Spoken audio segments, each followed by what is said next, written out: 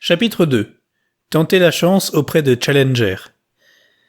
J'avais toujours eu de la sympathie, au journal, pour le chef de service des nouvelles, McArdle, un petit vieux bourru, voûté, roux de poil, et j'espérais bien ne pas lui être antipathique.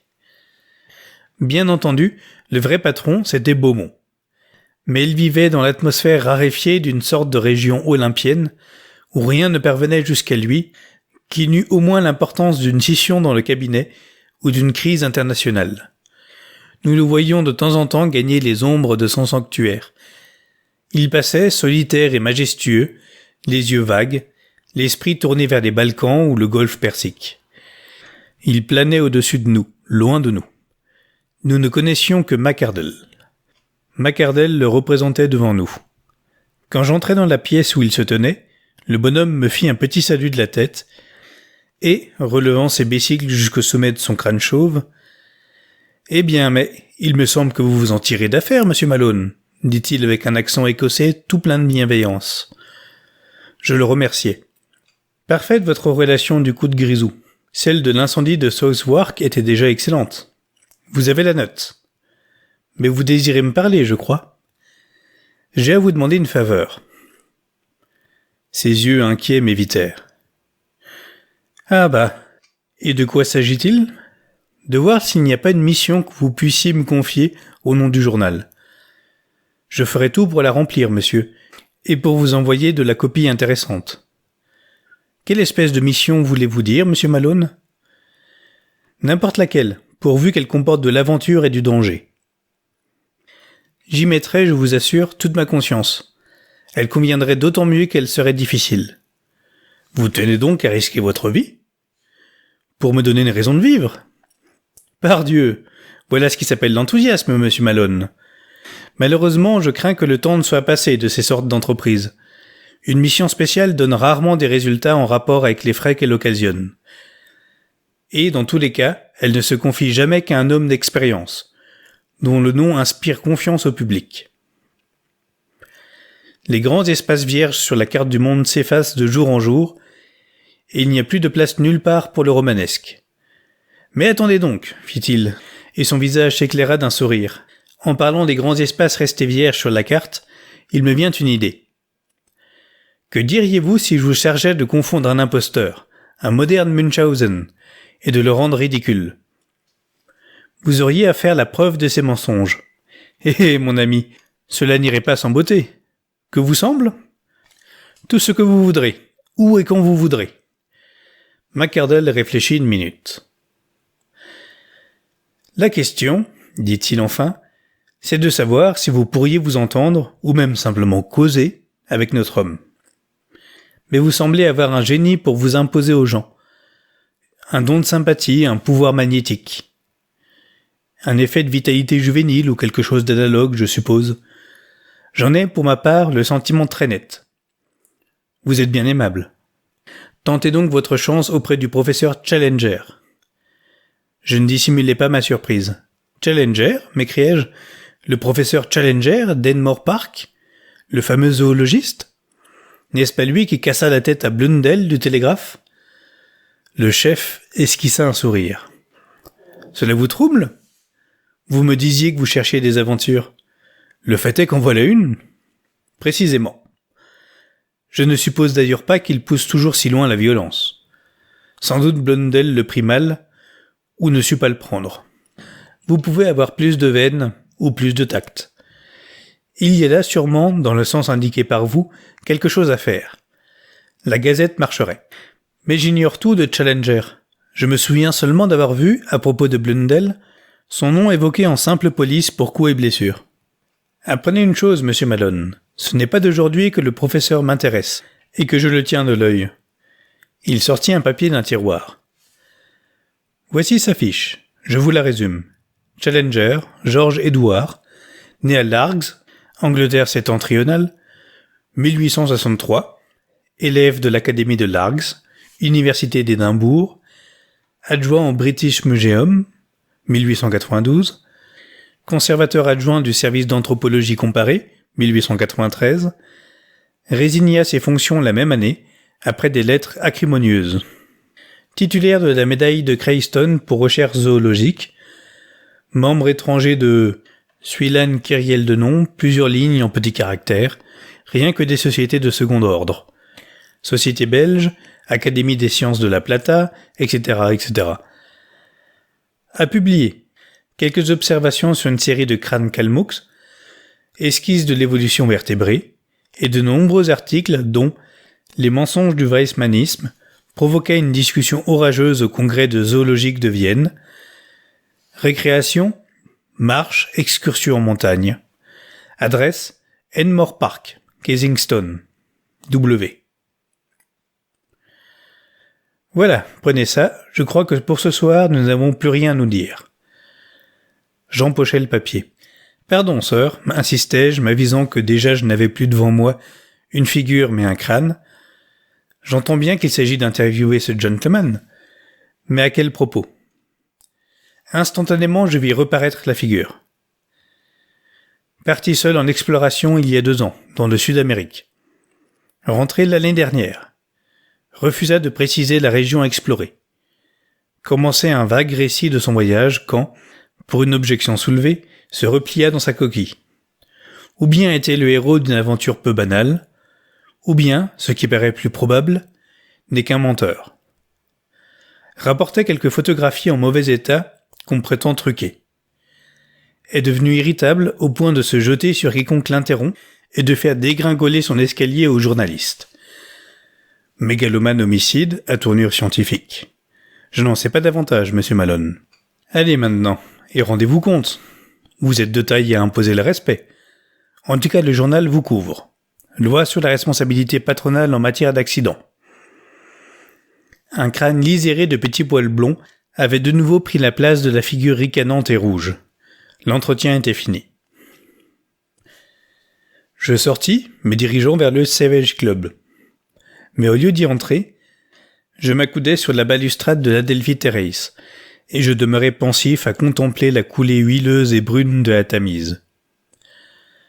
En plein air, les idées me viennent plus nettes et plus justes. Je pris la notice que Macardel m'avait remise.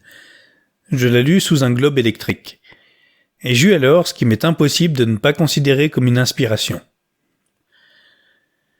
Pour arriver jusqu'au terrible professeur, je savais n'avoir à compter que sur ma qualité de journaliste. Mais les violences dont faisait mention par 2 fois sa biographie sommaire pouvaient n'impliquer chez lui qu'un fanatisme de savant. N'y avait-il pas de ce côté-là un point par lequel il demeurait accessible? Je verrais bien. J'entrai au club. 11 heures sonnaient. La grande salle commençait à se remplir. Dans un fauteuil près de la cheminée, je remarquai un homme grand, mince, anguleux, desséché. L'heureuse rencontre. Je connaissais Tarp Henry. Il appartenait à la rédaction de Nature et était la bonne grâce en personne. Je lui demandai à brûle-pourpoint. « Que savez-vous du professeur Challenger ?»« Challenger ?» Il fronça les sourcils. « Challenger est cet individu qui, parti pour le Sud-Amérique, en revint avec une histoire abracadabrante. »« Quelle histoire ?» Il avait, disait-il, découvert les animaux les plus étranges. Depuis, je crois, il a fait amende honorable, ou du moins il s'est tu.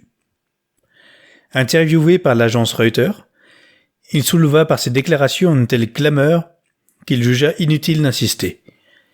C'est une affaire à le discréditer devant tous ses confrères. Une ou 2 seules personnes avaient paru disposées à le prendre au sérieux, lui-même les découragea vite. Comment cela? Par son intolérable grossièreté, par ses façons impossibles. Je vous citerai entre autres le vieux Wadley de l'Institut zoologique. Wadley lui envoyait un message conçu en ces termes. Le président de l'Institut zoologique présente ses compliments au professeur Challenger et considérait comme une faveur personnelle qu'il voulut bien faire à ses collègues et à lui-même l'honneur d'assister à leur prochaine séance. La réponse n'aurait pu décemment s'imprimer. Elle peut se dire? Je vous la traduis en l'expurgeant. Le professeur Challenger présente ses compliments au président de l'Institut zoologique et considérait comme une faveur personnelle qu'il voulut bien aller au diable. Fichtre! Je vois d'ici la tête du destinataire. J'entends encore ce pauvre vieux Wadley gémir au début de la séance. 50 ans de relations scientifiques. Il ne devait pas s'en remettre. Avez-vous d'autres détails sur Challenger ? Je suis, vous le savez, bactériologiste. J'habite très exactement avec un microscope. À peine si je regarde rien de ce qui se voit à l'œil nu. Je vis en pionnier à l'extrême frontière connaissable et me sens tout à fait dépaysé quand je sors de mon laboratoire pour aborder mes semblables, créatures démesurées et grossières. J'ai l'esprit trop détaché pour médire. Cependant, j'ai entendu parler de Challenger dans les milieux savants. C'est un homme qu'on n'a pas le droit d'ignorer, aussi intelligent que possible et doué d'une énergie, d'une vie qui en font une sorte de batterie en pleine charge. Mais par contre, intolérant, sujet à des idées fixes, incapable de scrupules. N'a-t-il pas, dans cette affaire d'Amérique, jusqu'à truquer des photographies ? Vous le dites sujet à des idées fixes. Par exemple, il y en a 1000, dont la plus récente, à propos de Weissmann et de l'évolutionnisme, fut cause qui déchaîna un beau vacarme à Vienne. Dans quelles circonstances ? Je ne me rappelle pas bien, mais nous avons au journal un texte anglais du procès-verbal de la séance. Voulez-vous prendre la peine de venir avec moi ? Très volontiers. Je dois interviewer le professeur et je cherche un moyen de l'atteindre. Merci de m'y aider si aimablement. Je vous accompagne. 1 heure plus tard, dans les bureaux de Nature, j'étais assis en face d'un grand volume. L'article que je consultais, Weissmann contre Darwin, portait en sous-titre « Vive protestation à Vienne. Une séance tumultueuse.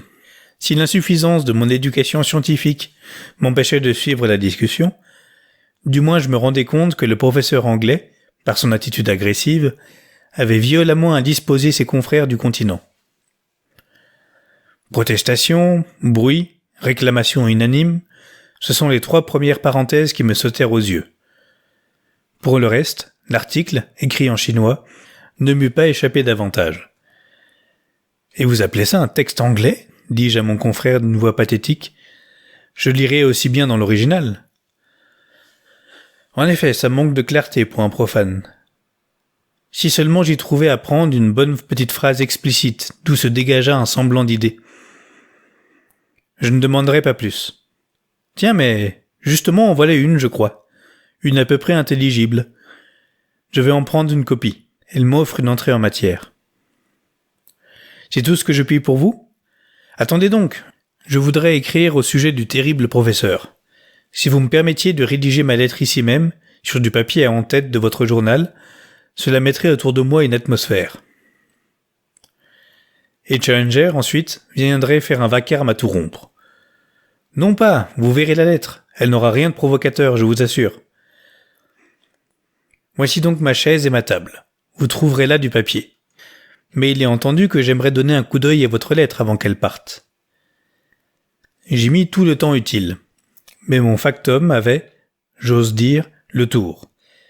Et ce fut avec une certaine fierté d'auteur que je le lus à mon bactériologiste. Cher professeur Challenger, je ne suis qu'un modeste curieux des lois naturelles. J'ai toujours pris l'intérêt le plus vif à vos spéculations sur Darwin et Weissmann. Récemment encore, j'ai eu l'occasion de me rafraîchir la mémoire en relisant « Sacré blagueur », murmura Tarp Henry. En relisant votre magistrale communication de Vienne. Ce document, d'une lucidité admirable, me paraît trancher la question. Souffrez toutefois que j'appelle votre attention sur l'une de vos phrases. Vous dites « Je proteste de toutes mes forces contre cette assertion exorbitante et purement dogmatique que chaque id est un microcosme possesseur d'une architecture historique élaborée à travers la série de générations. » Ne pensez-vous pas que ce sont là des termes bien catégoriques ? N'y voyez-vous rien à reprendre et à vérifier ? Si vous vouliez me permettre, je vous demanderai la faveur d'un entretien, car le sujet me tient à cœur et je voudrais vous présenter de vive voix quelques idées personnelles. Avec votre assentiment, j'espère avoir l'honneur de vous rendre visite après-demain mercredi, à 11h du matin. Croyez-moi, monsieur, très respectueusement et sincèrement vôtre. Édouard D. Malone. Eh bien, demandai-je triomphant. Eh bien, si votre conscience admet cela, elle n'a jamais rien eu à me reprocher. Que comptez-vous faire ? Rendre visite à Challenger. Une fois chez lui, je verrai toujours un moyen d'engager la conversation. Au besoin, j'avouerai ma ruse. S'il a le goût du sport, Challenger en sera chatouillé. En vérité ? Prenez garde qu'au lieu d'être chatouillé, ce ne soit lui qui vous chatouille. Et portez sur vous un bon costume de football américain ou une cotte de maille. Au revoir. Je tiendrai sa réponse à votre disposition mercredi matin, s'il daigne vous répondre. C'est un homme violent, dangereux, hargneux, exécré de tous ceux qui l'approchent, et combattu par les savants dans la mesure où il autorise leurs audaces. Peut-être vaudrait-il mieux pour vous n'avoir jamais entendu parler de lui.